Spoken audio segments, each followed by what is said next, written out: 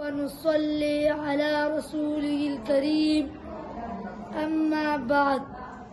میری انتہائی نگاہش یہی ہے، میری انتہائی نگاہش یہی ہے، تیرے نام سے ابتدا کر رہا ہوں.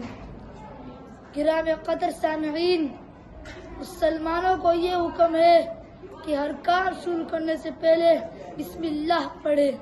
نیند سے اٹھے تو بسم اللہ، خرید و فروخت کرے تو بسم اللہ، محنت مزدوری کریں تو بسم اللہ، میدان جنگ میں ہتھیار اٹھائیں تو بسم اللہ، قلم ہاتھ میں لیں تو بسم اللہ، کتاب کی ورق گردانی کریں تو بسم اللہ.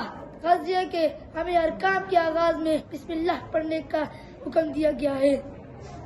آئے ہم بھی اپنے کام کا آغاز بسم اللہ الرحمن الرحیم سے کریں تاکہ ہمیں ان مقدس کلمات کی برکتیں حاصل ہو، تاکہ ہم کمزوروں کو اللہ رب العزت کی نصرت حاصل ہو، تاکہ ہمیں اس کی معیت و رفاقت کا احساس ہو، تاکہ ہماری اس کاوش پر اس کے پاک نام کی مہر لگ جائے. وما علینا